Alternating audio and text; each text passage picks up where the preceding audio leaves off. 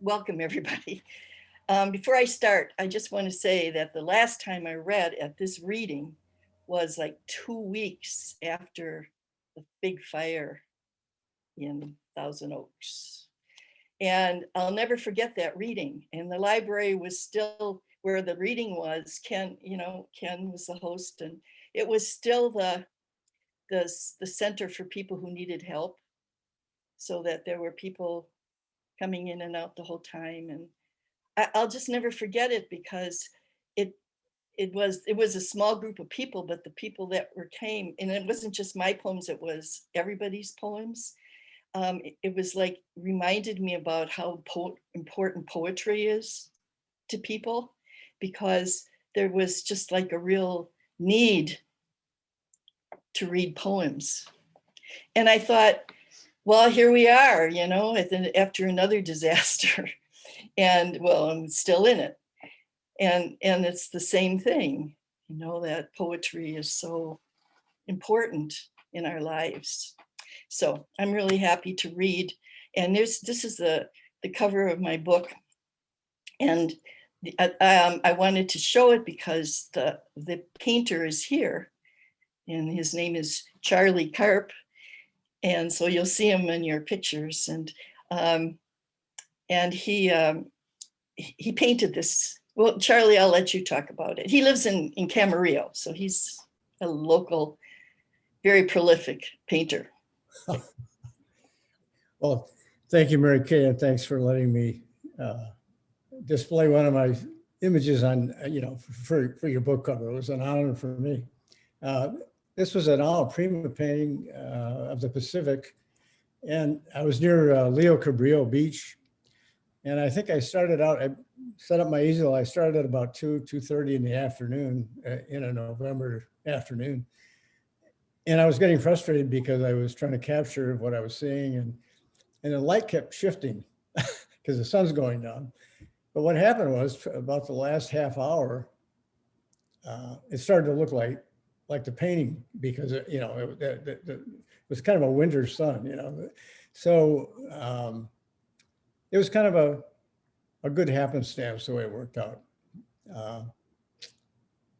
So anyway, thank you, Mary. Yeah, it's perfect for my book. When I saw it, I just knew it. Anybody have any questions for Charlie before I go on?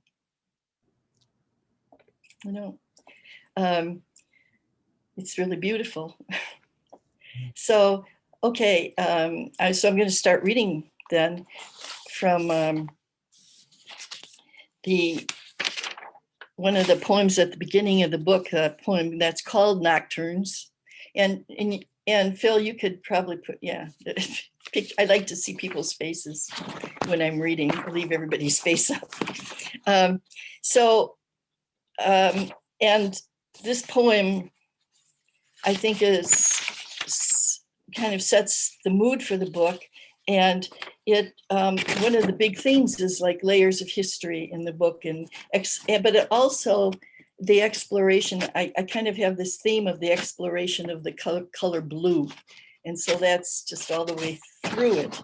And so this one, it was started when I heard Joshua Bell play a transcription of Chopin's Nocturne No. 2, and I thought about how the arts change from one art to another art to another art. It was so beautiful listening to that on the violin. So I'm just going to start with that. Nocturnes. The violin carries me to Paris, where I walk alone in twilight shimmer as street lamps, bridges shine with rain, fog rising from the Seine. The past is a stone in my hand. I finger it as evening deepens, plant myself on Pont de la Tournelle, watch the back of Notre Dame as the sky shifts through layers of blue. Darkness shrouds the cathedral. Even after the great fire, the flat, dark skeletons of its buttresses fly, softened by leafing plane trees. I am not alone here. On the bank of the bridge, Saint Geneviève lays her hands on the shoulders of a child, a young Paris, the city she once protected from the Huns. We're not strangers. At 18, I was given her name, aching to become Holy Sister Geneviève. I, who never left St. Paul, prayed to the protector of Paris, begging her to guide me on sleepless convent nights. She looks through 16 centuries down on me again, no longer laboring to be holy. Joshua Bell's violin distills blue from Chopin's notes for piano. The musk of centuries gathering dusk, a surge of strings against the night. Past, present, future, one smooth stone.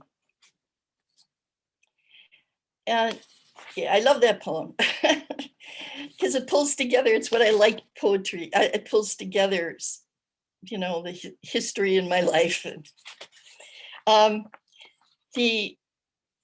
The next poem also is set in another country. It starts in Paris, but it moves to Rome.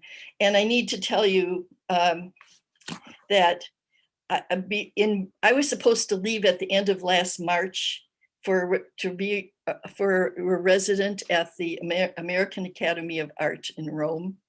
And of course I didn't get to go, right? And I had a plan, I had to do a proposal. And my proposal, this poem that I'm going to read is the first poem. I used it as an introduction to my proposal. And of course I meant to have a whole bunch of poems after it. And of course there aren't any, you know, and there probably aren't going to be any. My idea was to go to some of these places and again, dig beneath the layers through history and then my own, and then in the present now, my own life. So this is called Hallowed Ground. Part 1. The first time I flew alone to Paris, I couldn't bring myself to step outside the airport, wrapping me safe in the overfamiliar, cash machines, zinc bars, and scarf shops. The Musée d'Orsay took away my fear, brought me home to Van Gogh's color madness, to yellow fields behind Saint-Remy, the circle dance of indigo stars. Walking along the Seine at night as laughter drifted up from the green bateau and caught me under bridges, loneliness took me again to a breathless place where I fell into a dimensionless blue, one of Klein's models covered in blue paint, lying flat, imprinted on canvas. As I grow older, my pink-walled house is my refuge. Like that Paris airport, I couldn't bear to leave. Afraid of those who speak new languages, stylish in black scarves flung in casual perfection around their necks. Part 2. I return to the church of San Clemente in Rome, explore the layers of hallowed ground below the upper church of glittering mosaics, below the faint murals of the early Christian level, the lowest level, the temple of Mithras. I wait with the Persian god of blood-red waters. The bell tower shakes with crawling bronze, beeswax candles, suggestions of shadows. I hear in layered stone accretion of prayers, the pleading of centuries, all that faith, all those beads, those bells, tolling my ebbing belief, eternal ocean of human miseries, an ocean of cicadas. Here, below, in the oldest place, where breathing starts and stops, I remember Itzhak Perlman praying on his violin, and I listen to all the voices in that sea. So, yeah, Joan and Charlie got to go. Charlie worked and Joan both worked at the American Academy of Art and got to spend weeks in Rome. And then, you know, so, but they had to come home early last spring. Okay, so I'm going to go back now into the past, my own past. School. There is a bell inside this memory and a hand that rings it. There's a playground of children squeezed between red brick school and sandstone church, lining up by our sizes, and I am always in the front as we tumble and march through the doors of classrooms opening into wainscoted halls. It's a kind of relief to come in, jumpers, twirlers, shouters, for those who played and those like me who played at playing, for those who watched walking laps at the edge of the schoolyard. We all seem to float away like leaves turning in the wind. It's good we are warming our desks again, such cold little desks screwed down to the floor. How good and sleepy we feel to know what we know. The young nun will push her veil from her face. The small hands on the clock will slowly circle. And the thick brown shoes we've kept tied all day will take us home, through streets freshly tarred, through scraggly empty lots, lilac bushes, bridal wreath, and yards where grass will not grow, to our small crowded houses, fastened firmly to the earth. I remember my great-grandfather in his corner, lost in the smell of drifting pipe tobacco. And later the moon hiding from me behind trees, the pattern of leaves on its face. I come from the sound of the bell and lace of broken moonlight. Where else would I belong? So, and yeah, remember those desks, those of you who had those desks that were nailed to the floor that could never move, and those brown shoes, those brown tie shoes. So I know that Libby and Mari are here somewhere. Where are you, Libby and Mari? There you are. Okay, this poem is dedicated to them. They are gymnasts, and this is a sort of a family poem that goes in the past and ends up with them. Over boneyards and blossoms, for Mari and Libby, the two gymnasts. In the garden of the old house in St. Paul, his fine mind saw a mill-fleured island, hawthorn and heart-shaped blossoms. And the mind of history is never still, its black thoughts ravens. My great-grandfather, nearing 100, planted roses, wearing a black vest, dangling watch chain. At night, he sang in 2 languages, English the clay, Irish the hand that shaped it. His daughter, my grandmother Mary, hated the British. Memories of famine shadowed her, whispering, there will never be enough. And there never was. Widowed young with 5 children, nothing in her hands. Each month, her cousin, John O'Connor, stood at her door with money for her children. He, the infamous chief of police, who took bribes from Al Capone in St. Paul. And the mind of history is never still.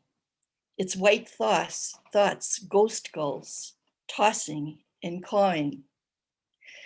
And my mother's mind was never still. Her language, a stream through an overgrown garden. A mix of Irish seeded English, old songs, histories, roiling over ruins until the moment she died. These days of arum lilies, acrobats, and angels, sometimes 2 young gymnasts flip down a blooming street. I watch from my porch in the golden hours, put down my glass of wine and loudly clap. So I've seen Mari and Libby flip down the street and flip down the boardwalk in Ventura too. And this poem is for my other granddaughter who's here, Sylvie. It's called Red Wolf Eclipsing, and it's about watching the last supermoon This is the wolf moon that we have right now too, and that was a wolf moon, but it was also a blood moon, and it was an eclipse. And it was everything at once. So here it is, supermoon, vernal equinox, 2019. Red wolf eclipsing. The last time the moon was this close, I waited beside Superior in cold light. Oh, I have to say, part of this, the Superior part is, the other supermoon experience I had was when I was up in Lake Superior. And it was so cold, I was teaching up, it was so cold that the waves were freezing as they came up. Remember Joan and Betsy? They were there. Okay. The last time the moon was this close, I waited beside Superior in cold light. Unbroken undulations of white, pockmarked with shadows, where waves had frozen in mid-thrash. Moon says we are both full in our lucent veins, giving away our light. But we are eclipsing, I say. Everything touched by you stays with you. She answers, waits with you in the dark, reappears incandescent. The last time the supermoon was so near, I set out to follow her, walking my heart through frozen forests, carrying the old, wanting to be made new, wanting to be blessed. Tonight I watched the supermoon eclipse, but I am not alone. Grandma, is the moon a woman? Sylvie asks. Is that what they thought in history? Is that what you think? Yes, I answer. Yes to all of it. The last time the moon was blood, wind that all-night howler shook the windows. Steam bears rose on woolly haunches and marched over the bundled cloud wall. Red wolf eclipsing. Hear the grandmother in me howl.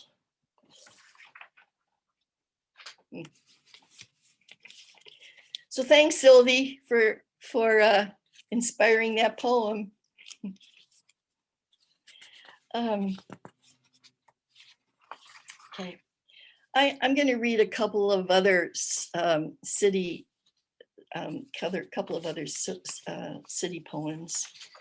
This one is kind of a description of a city that's had a lot of conflict. It's called In Prague, God Lives Down Below. In Prague, God lives down below. Down below where the city wears black undergarments and eternity dresses in ruins pocked with bullet holes. In a whirling kaleidoscope of umbrellas, hidden from saints on the rooftops, where classical and rococo embrace. At a black marble table in the Café Louvre, worn with age and graffiti. Outside Soviet-style concrete apartments filled with pale invalids in dark neighborhood bars, each stool held by an old man in a black cap. God lives on the cobblestones where hawkers peddle Mozart, and in the bass and treble clefs of Dvorak played by corner quartets. God haunts the old Jewish quarter, hidden deep in the layers of bodies buried, stones stacked and askew in the old cemetery. Haunts the memorial in the oldest synagogue, where names carved into the wall are chanted on an eternal loop, a diurnal, nocturnal calling, like unending birdsong in the saddest neighborhoods. In the plaza's parents, professors, flutists, and poets, dead and living, thread like fish through a dark river that rushes century after century from one uprising toward the next. And it's weird because I wrote that like the day before the 6th of January. You know, it's a new poem. And I thought, when I got it, I thought, oh my gosh, I should have written it about this country. you know, and but then I thought I didn't want any more uprisings, you know. So this song, this is another poem about another time of conflict that I have also thought about a lot lately. And remember this, and this one, some of you heard before, it's called The Songs, and it's for the poet John Berryman, who was at the University of Minnesota for a short time when I was in graduate school, and he committed suicide in 1972 from jumping from a bridge over the Mississippi. But he was this iconoclastic poet who really had such a huge influence on American poetry. The Songs for John Berryman. We passed one day on the steps of Lind Hall, you late for class, wild hair, glasses askew. I was just out of the convent, new in graduate school, books bouncing on my back as I ran down Church Street to join the marchers.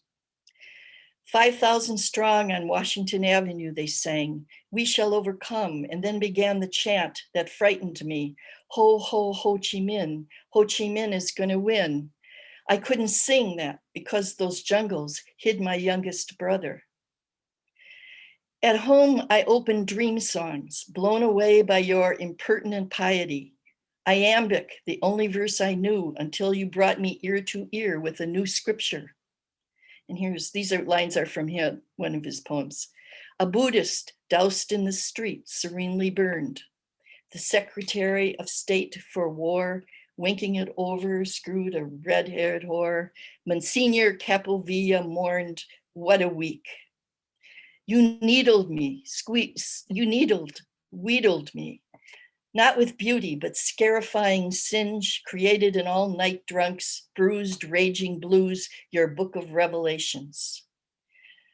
I wanted some of that wildness in me.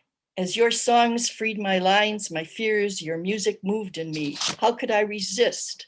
I was learning poetry and sex. 3 years later, your body hit the rocks below the river bridge I walked across. My brother in the hospital, my country was still bombing. Vietnam to kingdom come. So I'm going to read 2 more poems. This is another city one. It goes with the poem about. It goes with the video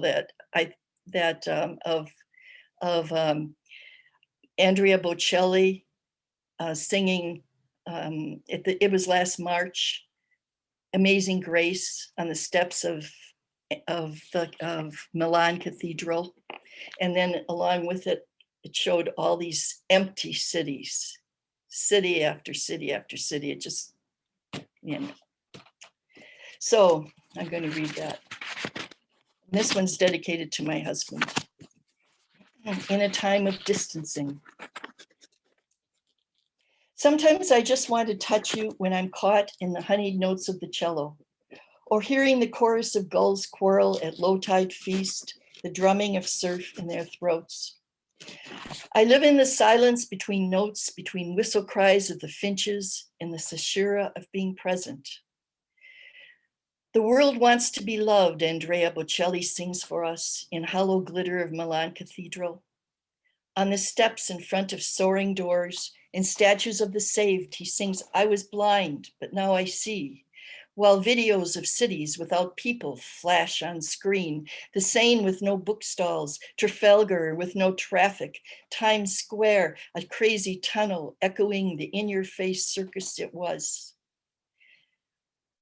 The space between Tibetan pole moon and undulating sheet of sea buzzes with ions.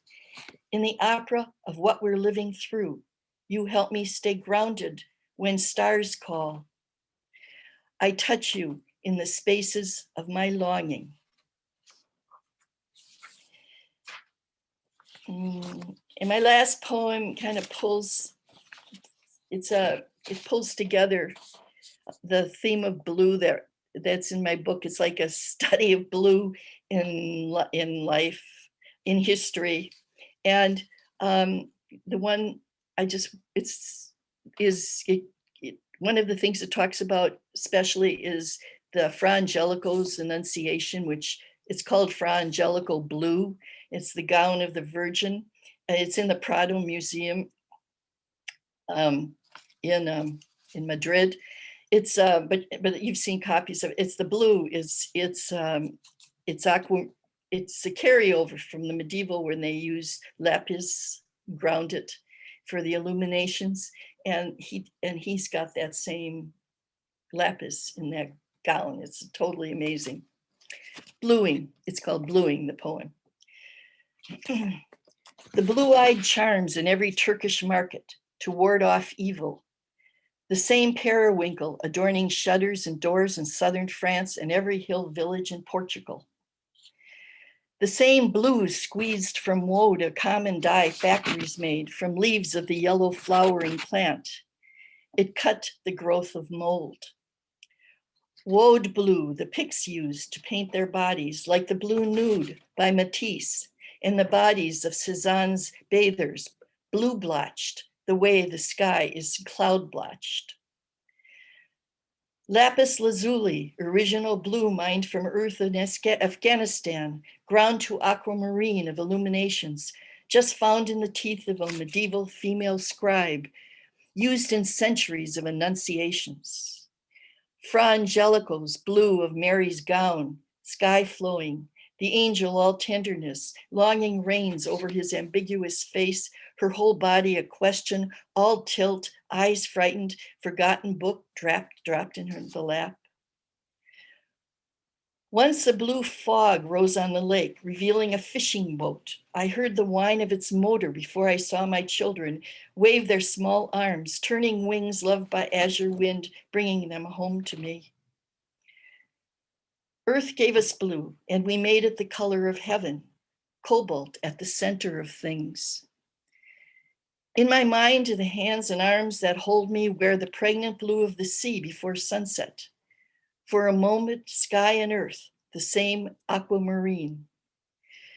We are blue smoke, mineral, then ether, temporary against eternal hills, blue veined sky, breathing birds in and out of the light, their breasts glowing, sapphires where the sun is.